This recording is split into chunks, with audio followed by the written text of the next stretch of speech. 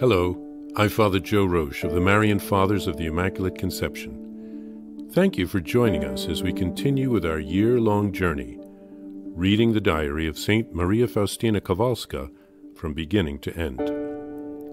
Today, we take up from where we left off, beginning with diary entry number 7. Warsaw, August 1st, 1925. Entrance into the convent. From the age of 7, I experienced the definite call of God, the grace of a vocation to the religious life. It was in the 7th year of my life that, for the first time, I heard God's voice in my soul. That is, an invitation to a more perfect life. But I was not always obedient to the call of grace.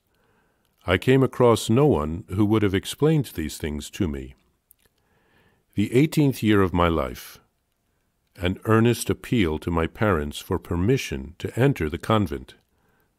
My parents' flat refusal. After this refusal, I turned myself over to the vain things of life, paying no attention to the call of grace. Although my soul found no satisfaction in any of these things, the incessant call of grace caused me much anguish. I tried, however, to stifle it with amusements. Interiorly, I shunned God, turning with all my heart to creatures. However, God's grace won out in my soul. Once I was at a dance, probably at Roesch, with one of my sisters. While everybody was having a good time, my soul was experiencing deep torments. As I began to dance, I suddenly saw Jesus at my side. Jesus, racked with pain, stripped of his clothing, all covered with wounds, who spoke these words to me: "How long shall I put up with you, and how long will you keep putting me off?" At that moment, the charming music stopped, and the company I was with vanished from my sight, and there remained Jesus and I. I took a seat by my dear sister, pretending to have a headache in order to cover up what took place in my soul. After a while I slipped out unnoticed, leaving my sister and all my companions behind, and made my way to the Cathedral of St. Stanislaus Kostka. It was almost twilight. There were only a few people in the cathedral.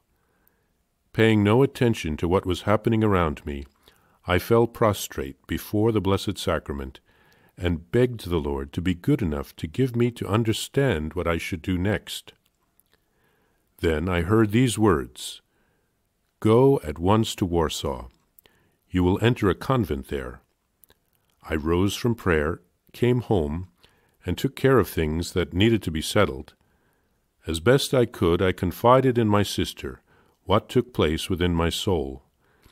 I told her to say goodbye to our parents, and thus, in my one dress, with no other belongings, I arrived in Warsaw. When I got off the train and saw that all were going their separate ways, I was overcome with fear. What am I to do? To whom should I turn, as I know no one? So I said to the Mother of God, "Mary, lead me, guide me." Immediately I heard these words within me, telling me to leave the town and go to a certain nearby village, where I would find a safe lodging for the night.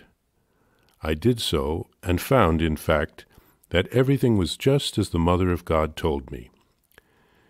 Very early the next day, I rode back into the city and entered the first church I saw, St. James Church, at Grojecka Street in Ochota, a suburb of Warsaw. There I began to pray to know further the will of God. Holy Masses were being celebrated one after another. During one of them I heard the words, "Go to that priest," Father James Dombrowski, pastor of St. James Parish, "and tell him everything. He will tell you what to do next." After the Mass, I went to the sacristy. I told the priest all that had taken place in my soul, and I asked him to advise me where to take the veil, "In which religious order?" The priest was surprised at first, but told me to have strong confidence that God would provide for my future. For the time being, he said, I will send you to a pious lady, Aldona Lipshikova, with whom you will stay until you enter a convent. When I called on this lady, she received me very kindly. During the time I stayed with her, I was looking for a convent, but at whatever convent door I knocked, I was turned away.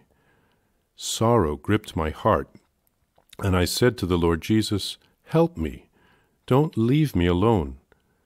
At last, I knocked on our door. Jesus had found the way to lead St. Faustina to the door of the convent that he wanted her to enter. It's an amazing story to hear how God's grace works practically in the life of someone. Very few of us will ever receive extraordinary graces like St. Faustina, but in many ways her life is a lot like our own. She had her doubts and her fears. She struggled like the rest of us do. So we can learn from her life how God is working in our hearts. God called Faustina from a young age to a particular vocation, like he does with each of us. But it takes time for us to discover the path. Faustina rejected the call when she ran into obstacles like the refusal of her parents and the temptations of the world. But Jesus is persistent. He doesn't give up. So then we can see how Jesus will find a way of communicating his will to us if we open our hearts to him.